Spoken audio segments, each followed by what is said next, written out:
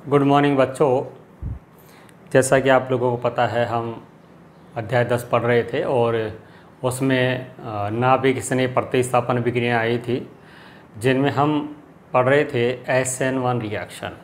ये पढ़ रहे थे क्या? SN1 रिएक्शन मतलब एक अणुक नाभिक स्नेही प्रतिस्थापन अभिक्रियाएँ, unimolecular nucleophilic substitution reaction.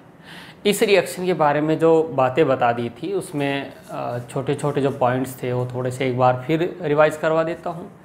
SN1 reaction के लिए पहली बात बोली थी कि ये दो पद में होती है। SN1 अभिक्रिया दो पद में होती है। इसके प्रथम पद में मध्यवर्ती कार्बोनाइन बनता है। कार्बोनाइन में पुनर्विन्यास संभव है। पुनर्विन्यास जब होता है तो प्रोडक्ट एक से ज़्यादा बनने की संभावना ही रहती है। मध्यवर्ती कार्बोनाइन बन रहा है तो वहाँ रैसमिक मिश्रण भी बनने की संभावना है, अगर S समेत कार्बन है तो। ये भी आप लोगों को वहाँ पर बता दिया था। फिर ये बताया था कि जब मध्यवर्ती कार्बोनाइन बन रहा है, तो हम रिएक्शन के लिए ऐसा जानते हैं कि जो जितना अधिक स्थायी मध्यवर्ती कार्बोनाइन बनाता है, जो जितना अधिक स्थायी मध्यवर्ती कार्बोनाइन बनाएगा वो क्रियाकारक उतना ही क्रियाशील होगा, क्योंकि मध्यवर्ती ज़्यादा स्थायी है तो ज़्यादा बनेगा। जब वो ज़्यादा बनेगा तो रिएक्शन भी ज़्यादा होगी। समझ रहे मेरी बात को? तो यहाँ आप लोगों को एक SN1 रिएक्शन के लिए लास्ट में क्वेश्चन करवाया था, और क्वेश्चन ये था कि या सीधी लैंग्वेज में कहो, ये था कि 3 डिग्री 2 डिग्री और 1 डिग्री हैलाइड में कौन SN1 अधिक देता है। ये बात आती है आपके दिमाग में, इमीडिएट क्लिक करना चाहिए कि भाई इनमें सबसे ज़्यादा क्रियाशील कौन होगा। तो हमें पता है 3 डिग्री हैलाइड 3 डिग्री कार्बोकेटाइन बनाएगा। 3 डिग्री कार्बोकेटाइन बनाएगा तो 3 डिग्री कार्बोकेटाइन ज़्यादा स्टेबल होता है, तो मतलब 3 डिग्री हैलाइड जो है वो SN1 रिएक्शन सबसे ज़्यादा देता है, जबकि प्राथमिक जो हैलाइड है वो SN1 सबसे कम देगा। क्यों देगा? क्योंकि 1 डिग्री कार्बोकेटाइन कम स्थायी होता है। तो सीधी सपाट बात थी कि जो एल्किल हैलाइड जितना अधिक स्थायी मध्यवर्ती कार्बोनाइन बनाएगा उसकी SN1 के प्रति क्रियाशीलता उतनी ही अधिक होगी। जैसे आप लोगों को एग्जाम में, बोर्ड में भी क्वेश्चन आएगा, दो आपको दे रखे होंगे एल्किल हैलाइड और कह रखा होगा कौन SN1 ज़्यादा देगा। तो उन हैलाइड में अगर हैलाइड मतलब हैलोजन परमाणु समान है तो एल्किल समूह के आधार पर, जैसे देखो थोड़ा सा और समझा देता हूं मैं। जैसे आपके पास यूं दे रखा है एग्जाम का क्वेश्चन, ये दिया हुआ है और एक ही ये दिया हुआ है। वो पूछता है इन दोनों में कौन SN1 अधिक देता है तथा क्यों। तुम कह देते हैं कि देखिए इसका जो कॉमन नेम है वो क्या है? Tertiary butyl. 11th में बहुत अच्छे से सिखाया था। ये टर्सरी ब्यूटिल है और ये Cl tertiary butyl chloride, T butyl chloride, yes, और ये है मिथाइल क्लोराइड। तो बोर्ड का अपना क्वेश्चन होता है कि टर्सरी ब्यूटिल क्लोराइड तथा मिथाइल क्लोराइड में कौन SN1 अधिक देगा तथा क्यों। तो बच्चों हमें पता है कि ये वाला, जब हमें कहेंगे टर्सरी ब्यूटिल कार्बोकेटाइन बनाता है जो मिथाइल कार्बोकेटाइन की अपेक्षा अधिक स्थायी होता है, और अधिक स्थायी होने के कारण टर्सरी ब्यूटिल कार्बोकेटाइन अधिक बनता है। जब ये अधिक बनेगा तो रिएक्शन भी ज़्यादा होगी, और सीधे सपाट कह देंगे कि इसकी SN1 की प्रतिक्रियाशीलता अधिक हो जाएगी। तो SN1 रिएक्शन के लिए दो कोई भी एल्किल हैलाइड, इनमें हैलाइड परमाणु समान होगा। अगर दो एल्किल हैलाइड दे रखा है और पूछ रहा कौन अधिक क्रियाशील होगा, तो भाई जो अधिक स्थायी कार्बोकेटाइन बनाएगा उसकी क्रियाशीलता ज़्यादा होगी। इसी को लेकर एक क्वेश्चन और कर लेते हैं, है ना। क्वेश्चन वही है, निम्न कि SN1 निम्न की SN1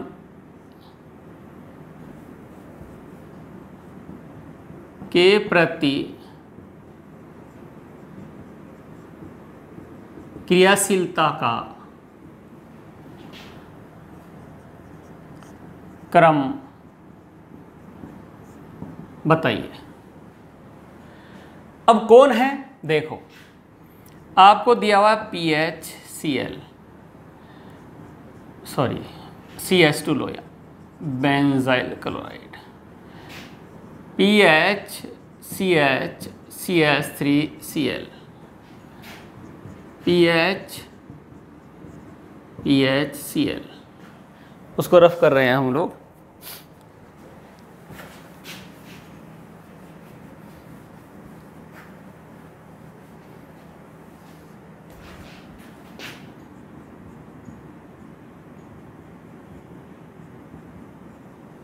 ये बच्चों पीएच क्या है ये मैंने आपको 11th में बहुत अच्छे से समझा दिया था। ये फिनाइल है। फिर एक बार और समझा देता हूँ। मेरे पास बेंजीन वाला है, इसमें C6H6 होता है। जैसे यहाँ से हाइड्रोजन फ्री होता है, ये फ्री वैलेंसी है, ऐसा आप लोगों को बताया था।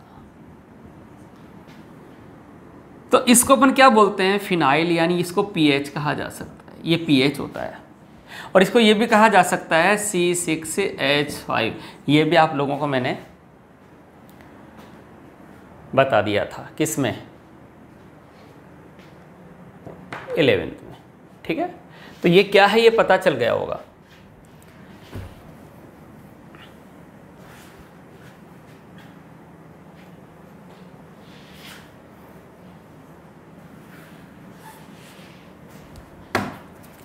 देखिए यहां से ये इसको देखो, ये तो एग्जाम में लिख देगा, लेकिन अपन क्या समझेंगे, अपन ये समझेंगे कि यहां पर ऐसा है और यहां पर CH2 है, यहां Cl। क्लियर। निम्न की SN1 के प्रति क्रियाशीलता का क्रम बताइए। तो बच्चों देखो, हम ये अच्छे से जान चुके हैं कि जो जितना अधिक स्थायी मध्यवर्ती कार्बोनाइन बनाएगा, जो जितना अधिक स्थायी मध्यवर्ती कार्बोनाइन बनाएगा, उसकी SN1 के प्रति क्रियाशीलता उतनी ही ज्यादा होगी। अब देखना यह है कि कौन अधिक स्थायी कार्बोनाइन बना रहा है। तो होगा क्या, जब SN1 रिएक्शन होगी तो यहां से Cl- हटेगा और यहां पर क्या जाएगा, प्लस आ जाएगा। आ गया। ये पीएच कैसा है, ये ऐसा है।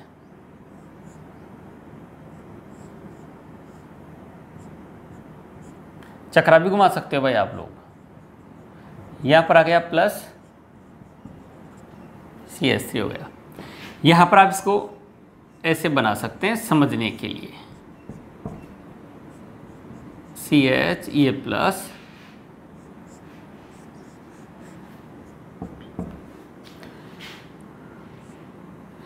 यहां Cl था, जब Cl जाएगा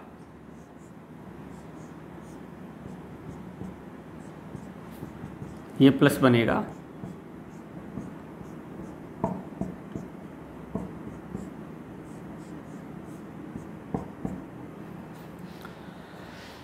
जब SN1 रिएक्शन होती है, जब इन यौगिकों में SN1 रिएक्शन होती है तो इसके संगत बनने वाले कार्बोनायन निम्न होते हैं। जब इन यौगिकों में SN1 अभिक्रिया होती है तो इनके संगत बनने वाले मध्यवर्ती कार्बोनाइन ये होते हैं। इन कार्बोनाइन में सबसे अधिक स्थायी कौन सा है, पहचानो आप, लास्ट वाला। सर कैसे, देखिए जब इस धनावेश को यहां से अनुनाद के द्वारा इलेक्ट्रॉन मिलेंगे, सर अनुनाद ऑनलाइन में आपके पास इलेक्ट्रॉनिक इफेक्ट में अनुनाद कंप्लीट हो गया है। ये कहा था धनावेश है तो उसकी तरफ पाई इलेक्ट्रॉन चलता है। तो जैसे इलेक्ट्रॉन यहाँ आता है धनावेश यहाँ जाएगा, फिर ये इलेक्ट्रॉन यहाँ आएगा, धनावेश यहाँ पहुँच गया, फिर ये इलेक्ट्रॉन यहाँ आएगा, धनावेश यहाँ पहुँच गया। यस, ये धनावेश इस बेंजीन वाले में जा रहा है, ये धनावेश ऐसे ही, जब ये इलेक्ट्रॉन यहाँ आएगा धनावेश यहाँ जाएगा, इलेक्ट्रॉन यहाँ जाएगा धनावेश यहाँ जाएगा, फिर ये धनावेश इसमें भी जा सकता है उतना ही, और ये धनावेश इसमें भी जाता है। तो इस धनावेश को 3 बेंजीन वलय का अनुनाद मिल रहा है, और धनावेश को जितना ज्यादा अनुनाद मिलेगा उसका स्थायित्व उतना ही ज्यादा होगा। इसमें 3 बेंजीन वलय अनुनाद दे रही है, ज्यादा स्थायित्व आ रहा है, इसमें केवल 2 ही वलय अनुनाद दे रही हैं, तो ये ज्यादा स्थायी होगा और इसकी तुलना में ये कम स्थायी होगा। और इन दोनों में देखें तो इन बेंजीन वलय का अनुनाद बराबर बराबर मान लें तो CH3 की तुलना में बेंजीन वलय का अनुनाद ज्यादा प्रभावी है, क्योंकि इसका तो अतिसंयुग्मन होता है और इसका अनुनाद होता है, और अतिसंयुग्मन से अनुनाद ज्यादा प्रभावी होता है। ऐसा आप लोगों को इलेक्ट्रॉनिक इफेक्ट में पढ़ा दिया है। इलेक्ट्रॉनिक इफेक्ट समझ में आना जरूरी था। फिर समझिए आप, यह धनावेश है, यह धनावेश है, इसको ये बेंजीन वलय में अनुनाद दे रही है और ये भी दे रही है। इसमें देखो आप, इन दोनों वलय का अनुनाद बराबर बराबर मिल गया, लेकिन यहाँ CH3 और यहाँ बेंजीन वलय है, बेंजीन वलय अनुनाद दे रही है, CH3 अतिसंयुग्मन दे रहा है।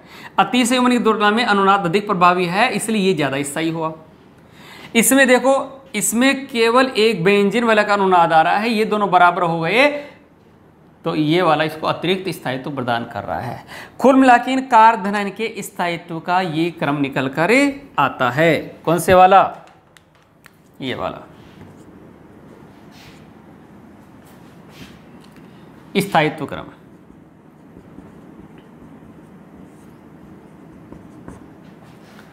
ये स्थायित्व का क्रम है, और हम ये जान चुके हैं कि जो जितना अधिक स्थायी मध्यवर्ती कार्य धनायन बनेगा उस एल्किल हैलाइड की SN1 के प्रति क्रियाशीलता उतनी ही ज्यादा होगी। तो ये हो गया SN1 के प्रति क्रियाशीलता। ये वाला अपने को अब समझ में आ जाना चाहिए। कहानी आप लिखते रहना, केमिस्ट्री मैंने आपको समझा दी है। कॉन्सेप्ट क्या निकल कर आया? कॉन्सेप्ट ये निकल कर आया है कि जो एल्किल हैलाइड या जो भी हैलाइड है जितना अधिक स्थायी मध्यवर्ती कार्य धनायन बनाता है उसकी क्रियाशीलता उतनी ही अधिक होती है। क्लियर? आगे चले? यस। तो ये क्वेश्चन मैंने आपको समझा दिया। फिर और क्वेश्चन प्रैक्टिस करते हैं, क्योंकि SN1 का बेसिक अपन ने सीख लिया है।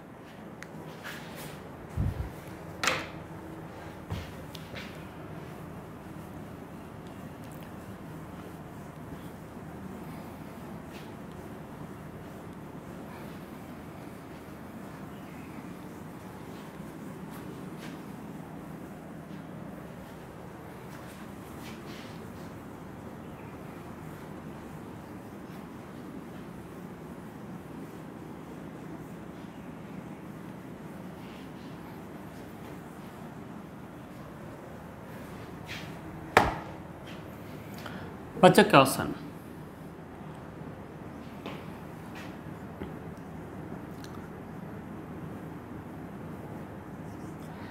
एलिल क्लोराइड तथा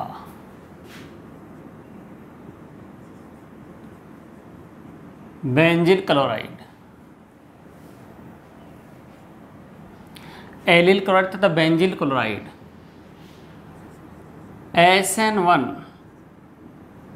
के प्रति सामान्य से अधिक क्रियाशील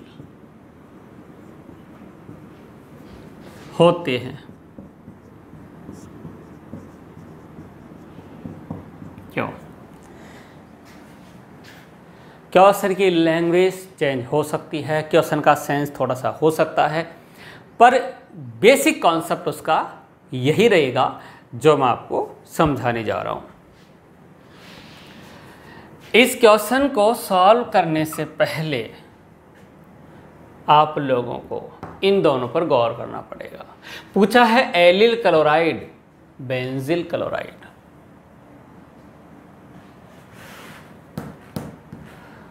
अगर आप लोगों को एलिल क्लोराइड का सूत्र और बेंजील क्लोराइड का सूत्र नहीं आता तो 0 नंबर। ये कहाँ से आएगा आपको याद हो तो 11th में मैंने एल्काइल ग्रुप के नोमेनक्लेचर बताए थे, तो वहाँ आप लोगों को allyl, vinyl, benzyl, benzal, benzo, ठीक है कि नहीं, फिनाइल, अराइल सब बताए थे, जिनमें एक था अलाइल और एक था विनाइल। सॉल्यूशन देखिए, CH2 डबल बॉन्ड, ये कहा था ये विनाइल है और इस पर एक CH2 आती है, इसका बड़ा भाई एलिल बनता है और इस पर Cl आएगा तो ये बन गया एलिल क्लोराइड। ठीक है, ये हो गया एलिल क्लोराइड। दूसरा बेंजिल, बेंजीन वलय पर CH2 होता है और फिर यहां से संयोजकता फ्री होती है, ये होता है बेंजिल और ये हो गया क्लोराइड। तो बच्चों इसका नाम है एलिल क्लोराइड और इसका नाम है बेंजिल क्लोराइड। यस, जो एलिल क्लोराइड है वो और बेंजिल क्लोराइड है वो सामान्य एल्किल हैलाइड की अपेक्षा, जैसे मेथिल क्लोराइड, एथिल क्लोराइड है ना, इन सब की अपेक्षा अधिक क्रियाशील होता है। क्यों अधिक क्रियाशील होता है, क्यों? तो बच्चों SN1 रिएक्शन का लक्षण क्या है? SN1 रिएक्शन कितने पद में हो रही है? 2 में, और प्रथम पद में क्या बन रहा है? मध्यवर्ती कार्बोकैटाइन। तो हम ये देख रहे हैं कि प्रथम पद में ये बंध टूटेगा, Cl माइनस जाएगा, CH2 ये बन जाएगा प्रथम पद।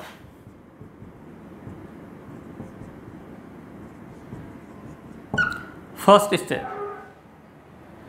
और इसमें क्या होगा अब? अनुनाद, ये इलेक्ट्रॉन यहाँ आएगा और ये हो गया CH डबल बॉन्ड CH2 और ये आ गया प्लस।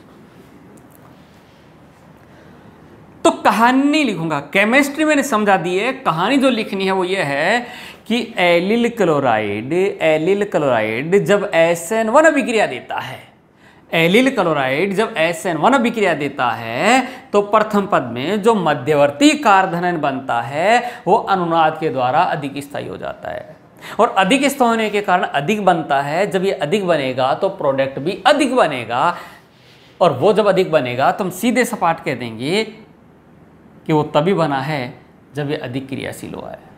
तो लाइन ये लिखनी है कि एलिल क्लोराइड जब एलिल क्लोराइड SN1 अभिक्रिया देता है तो प्रथम पद में बनने वाला एलिल कार्बोकैटाइन या मध्यवर्ती कार्बोनियम अनुनाद के द्वारा अधिक स्थायी होता है, अतः एलिल क्लोराइड SN1 अधिक देता है।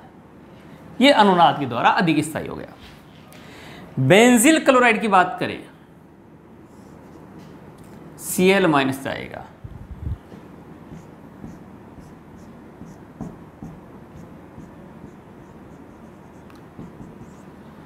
ये बेंजिल कार्बोकैटाइन बन गया और बेंजिल कार्बोकैटाइन में देखो अनुनाद होगा। अनुनाद के लिए मैंने आपको ये कहा था कि भैया अनुनाद में जो पाई बंध है वो धनावेश की ओर चलेगा। पाई बंध धनावेश की ओर चलता है तो इसकी अनुनादी संरचना नहीं बन गई, ये वाली डबल, यहाँ आया प्लस, डबल बॉन्ड ऐसे आया। इसमें फिर अनुनाद होगा, ये जाएगा यहां,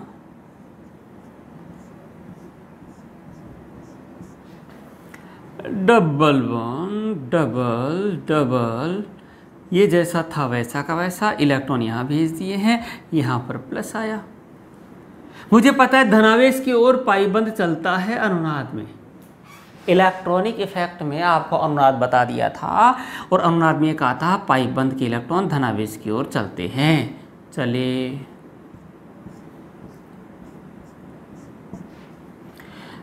देखो जी, इन डबल बॉन्ड के साथ में कोई छेड़छाड़ नहीं, जैसे थे वैसे ये भी ऐसा ही है। ये इलेक्ट्रॉन यहाँ आया, यहाँ प्लस बन गया। फाइनली ये इलेक्ट्रॉन यहाँ आया,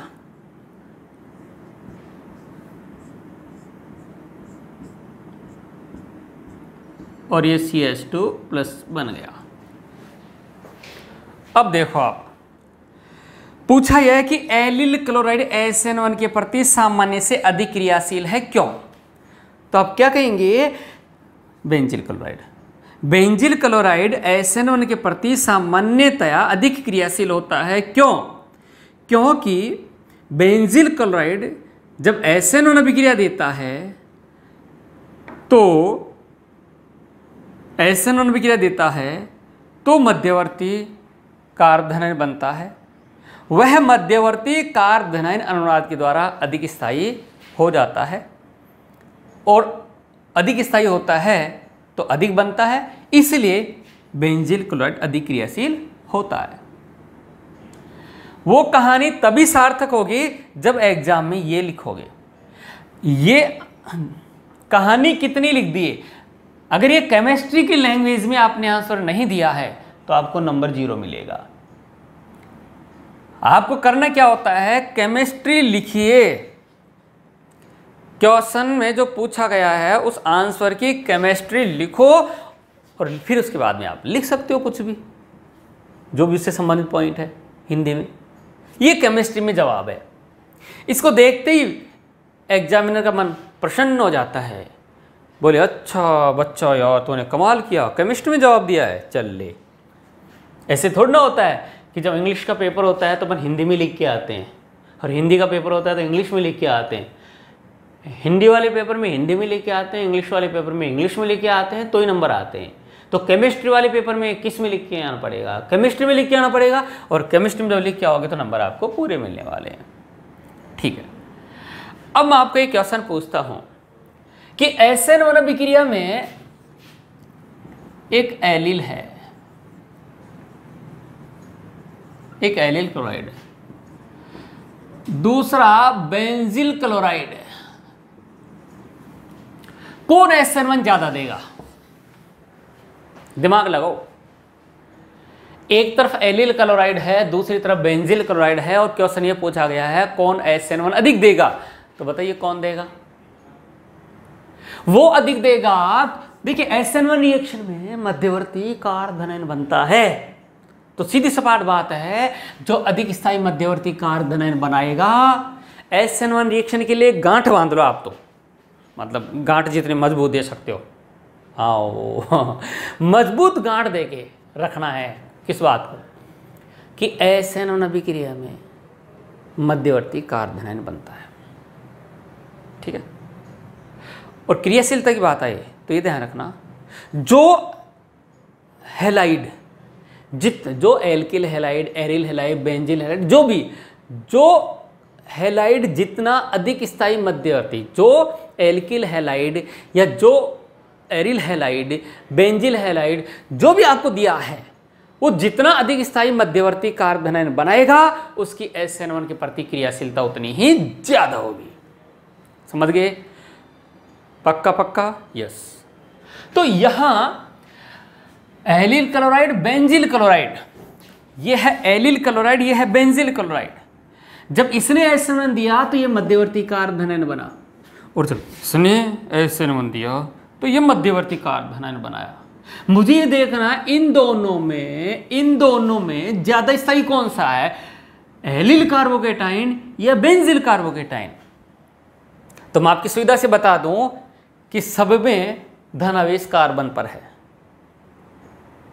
इसमें 2 उन्नति संरचनाएं बन रही हैं, इसमें 2 से ज्यादा उन्नति संरचनाएं बन रही हैं, इसमें धनावेश को ज्यादा जगह जाने का मौका मिल रहा है, धनावेश ज्यादा फैल रहा है, ज्यादा स्प्रेड हो रहा है, तो इसका स्थायित्व ज्यादा निकल कर आता है। और इसका स्थायित्व ज्यादा निकल कर आता है तो ज्यादा बनेगा। इसके ज्यादा बनने के लिए इस बंध को ज्यादा टूटना पड़ेगा, ये ज्यादा टूटेगा मतलब ये ज्यादा क्रियाशील है, ये ज्यादा क्रियाशील है। तो क्रियाशीलता क्रम क्या निकल के आया? ये कौन सी रिएक्शन के लिए? SN1 के लिए। बात समझ में आ गई होगी। ठीक है बच्चों, तो इस तरीके से आप लोगों को SN1 के प्रति क्रियाशीलता का क्रम देखना आ जाना चाहिए। इस टाइप का क्वेश्चन आपको बहुत बार बहुत जगह मिलेगा और ये नीट जेईई मेंस में भी आ जाता है। ठीक है बच्चों, आगे चलते हैं।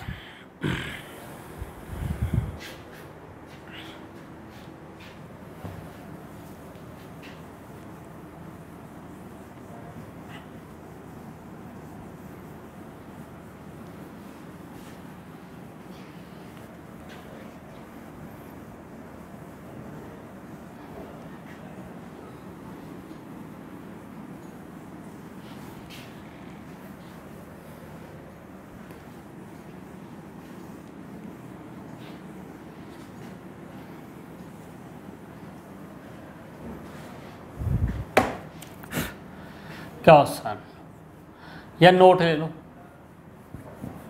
या डबल एरो ले लो, बात एक है। पहले मैं आपको कॉन्सेप्ट सिखाता हूं।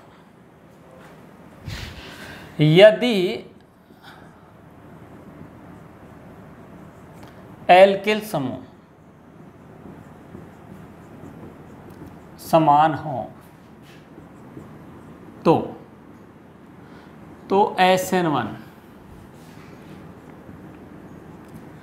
के प्रति क्रियाशीलता का निम्न क्रम होता है। यदि एल्किल समूह समान हो तो SN1 के प्रति क्रियाशीलता का निम्न क्रम होता है। RF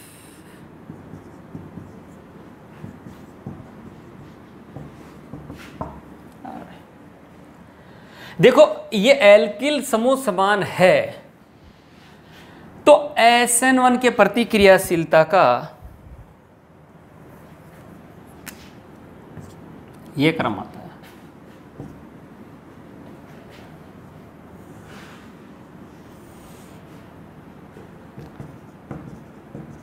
याद, ठीक है।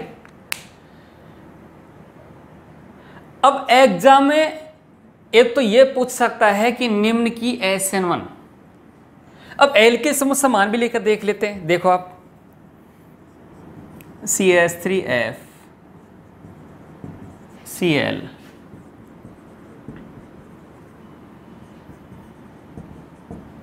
ये दे दिया। क्वेश्चन ये पूछा है कौन SN1 अधिक देगा, तो आप क्या बोलेंगे, ये वाला।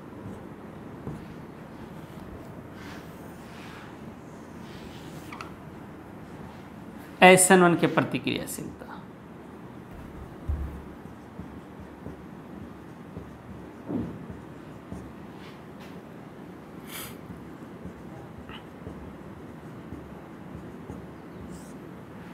हो गया। लेकिन एग्जाम में एक और बोल देता है क्यों,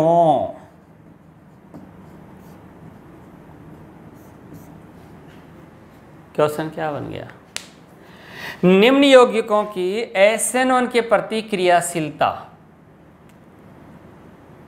निम्न यौगिकों की SN1 के प्रति क्रियाशीलता का सही क्रम क्या होगा और क्यों। क्यों शब्द और लग गया भैया, वाई, तो एक्सप्लेन करना पड़ेगा। और वैसे भी अपने समझ में आना चाहिए कि ऐसा क्यों हो रहा है कि इसकी क्रियाशीलता एल्किल आयोडाइड की क्रियाशीलता एल्किल फ्लोराइड क्लोराइड ब्रोमाइड से अधिक हो रही है, ऐसा क्यों। ठीक है, ये समझना जरूरी है बच्चों। जब SN1 रिएक्शन होती है, जब SN1 रिएक्शन होती है तो ये CX बंध टूटता है, यह बंध टूटता है, क्योंकि ये बंध टूटेगा। SN1 अभिक्रिया में ये बंध टूटेगा। RX है प्रथम पद में, प्रथम पद में ये बंध टूटेगा, टूटकर R प्लस बनाएगा, X पर क्या आएगा, माइनस आएगा।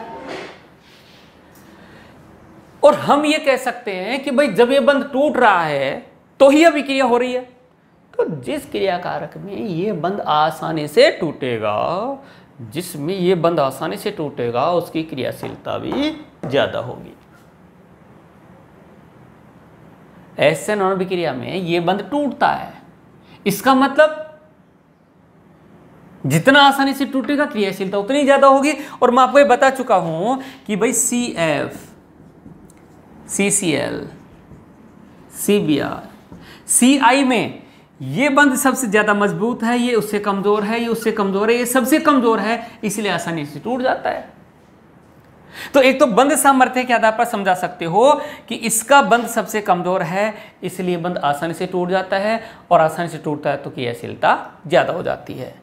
इनमें इन सबसे CF बंध, कार्बन फ्लोरीन बंध जो है वो मजबूत होता है, आसानी से नहीं टूटता है, तो क्रियाशीलता कम होती है। ये पहला कारण हुआ।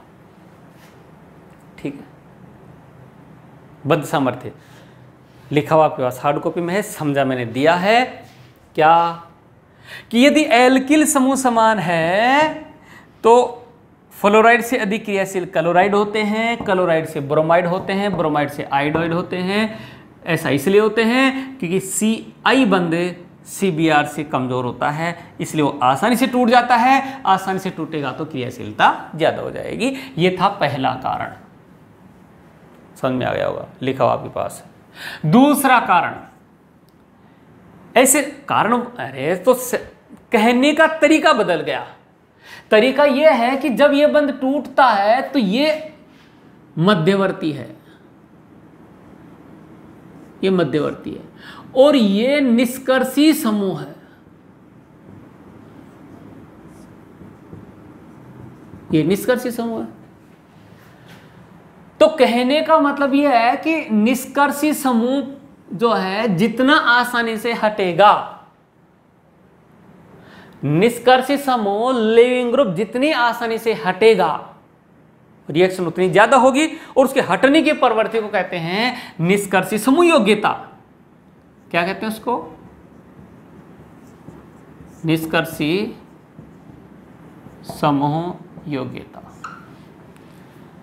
तो इन हटने वाले समूह में जब ये बंध टूटेगा, यहां से F माइनस हटेगा, यहां से Cl माइनस जाएगा, यहां से Br माइनस जाएगा, यहां से I माइनस जाएगा।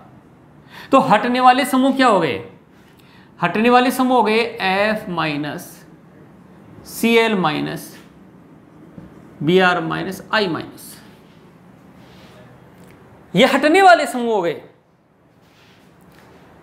जो जितनी आसानी से हटेगा, उसमें क्रियाशीलता उतनी ज्यादा होगी।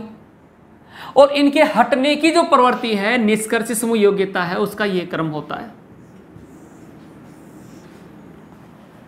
तो आप कह सकते हैं, जैसे दो में तुलना कर रहा है, एक तो ये दे रहा है एग्जाम में, मान लो एक तो ये दे दिया और दूसरा ये दे दिया, पूछ रहा इन दोनों में कौन SN1 ज्यादा देगा, तो आप क्या कहेंगे? CH3I SN1 अभिक्रिया ज्यादा दे रहा है CH3Cl की तुलना में। क्यों? क्योंकि एक तो CI बंध CCl बंध से दुर्बल होता है, आसानी से टूट जाता है, अभिक्रिया ज्यादा होती है। दूसरा, इसी को आप ऐसे कह सकते हो कि यहां I माइनस जो है वो Cl माइनस की तुलना में अच्छा निष्कर्षी समूह होता है, आसानी से हटने वाला समूह होता है, इसकी निष्कर्षी समूह योग्यता अधिक होती है। अब आप सोच रहे होंगे सर हम कैसे पहचाने कि किसकी निष्कर्षी समूह योग्यता अधिक होती है? तो देखो बच्चों,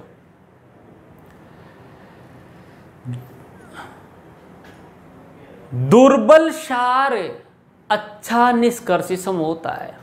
यस, ये याद रखना आप, है ना, याद रखना, कंपटीशन में काम में आएगा। दुर्बल क्षार, इसको यहां से हटा देता हूं थोड़ा। नोट, दुर्बल क्षार अच्छा निष्कर्षी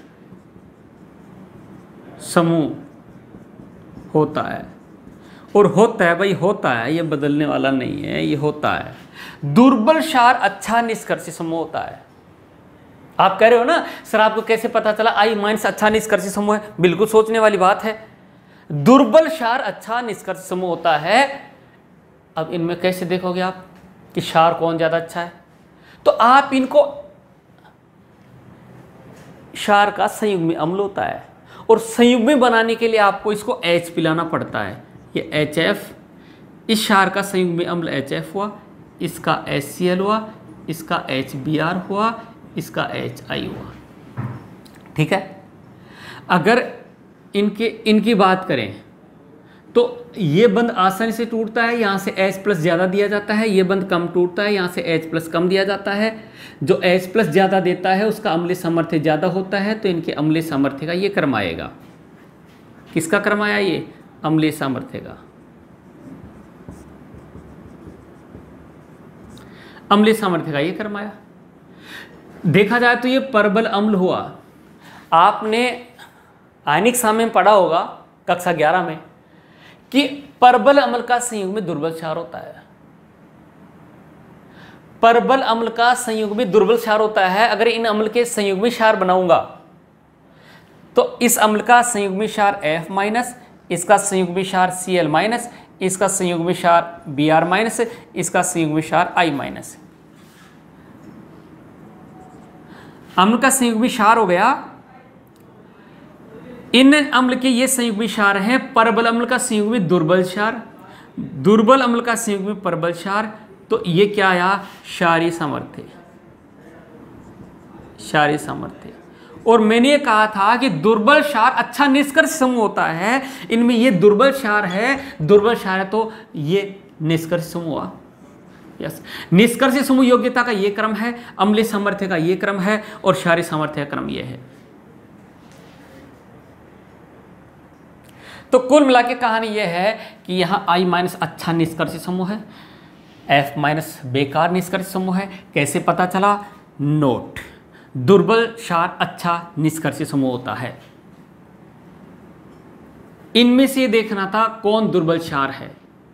अब नहीं देखना आता है तो इन क्षार को क्या बनाए? इनके संयुग्मी अम्ल बनाए। अम्लीय सामर्थ्य का ये क्रम आया तो इनके संयुग्मी क्षार का क्षारीय सामर्थ्य क्रम ये आएगा, क्योंकि परबल उनका संयुग्मी दुर्बल क्षार होता है। ये क्षारीय सामर्थ्य क्रम आया और दुर्बल क्षार जो होता है, दुर्बल क्षार I-, दुर्बल क्षार है I- दुर्बल क्षार है। और दुर्बल क्षार अच्छा निष्कर्ष समूह होता है। निष्कर्ष मतलब होता है हटने वाला, अच्छा हटने वाला समूह होता है। बात समझ में आ गई होगी। तो इस तरीके से अगर आपके पास एल्किल समूह समान है और आपको हैलाइड अलग अलग दे रखे हैं तो जिसमें I जुड़ा हुआ है वो SN1 सबसे ज़्यादा देगा। और मजे की बात बताऊं, जब SN2 होगी ना तो SN2 भी ज़्यादा देगा, क्योंकि रिएक्शन SN1 हो चाहे SN2 हो, बंद को टूटना पड़ता है। और टूटेगा बंद कौन सा? फिर कह रहा हूं, रिएक्शन SN1 हो चाहे SN2 हो, बंद को टूटना पड़ेगा। और टूटेगा ये आसानी से। जब आसानी से टूटेगा तो रिएक्शन ज़्यादा हो जाएगी। तो इसमें तो SN1 SN2 ज़्यादा होने वाली है। इसको लेकर अपन एक क्वेश्चन और कर लेते हैं। ठीक है,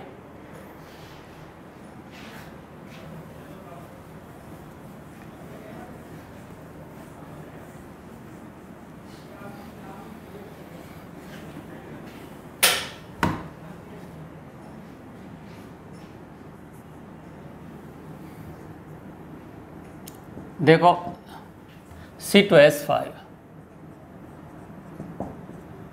और ये C2H5, ये F है। C2H5, C2H5, ये Cl है। C2H5 को एथिल समूह को ET भी कहते हैं। ET कहते हैं तो ये Br और ET मतलब हो गया एथिल। ET कह सकते हैं I और ये ET। पूछा यह है कि कौन SN1 ज़्यादा देगा, कौन SN1 ज़्यादा देगा। तो मुझे पता है कि ये वाले ग्रुप सब में क्या आ रहे हैं? समान आ रहे हैं, एक जैसे समूह आ रहे हैं, एक जैसे समूह आ रहे हैं। तो ये बंद आसानी से टूट जाएगा। दो कारण बताए थे, बंद दुर्बल है, दूसरा I-। ये बंध आसानी से टूटेगा। दो कारण है, बंध दुर्बल है, दूसरा I- अच्छा निष्कर्षी समूह है। तो इनके लिए SN1 हो चाहे SN2 हो, क्रियाशीलता का यही क्रम निकल कर आता है। SN2 की बात SN2 में करूंगा, पर थोड़ा एडवांस कर लिया मैं, तो अभी आपको ये कहूंगा कि SN1 ही समझ लो। बात समझ में आ गई? तो इस तरीके से जो है अपने पास SN1 रिएक्शन चल रही है। मध्यवर्ती कार्बोनाइन को लेकर और निष्कर्षी समूह को लेकर अपन ने यहाँ बहुत सारे क्वेश्चन किए हैं, प्रैक्टिस किए हैं। ये नीट के हिसाब से, जेईई मेंस के हिसाब से बहुत ही इंपॉर्टेंट रिएक्शन मानी जाती हैं। यहाँ से एग्जाम में जनरली क्वेश्चन आ जाते हैं। ठीक है बच्चों, तो अभी SN1 कंप्लीट नहीं हुआ है, इसमें हम अभी और भी एग्जाम्पल लेंगे, जिसमें आप लोगों को ये देखना पड़ेगा कि वो SN1 देते ही नहीं है। ऐसे यौगिक जो SN1 देते ही नहीं है, SN2 भी नहीं देते हैं। क्यों नहीं देते हैं उसकी वजह वहीं जानेंगे। इसके लिए आपको इंतजार करना पड़ेगा नेक्स्ट लेक्चर का। ठीक है बच्चों, तो इस लेक्चर को अपन यहीं फिनिश करते हैं। नेक्स्ट लेक्चर में फिर मिलते हैं एक नए क्वेश्चन के साथ। धन्यवाद।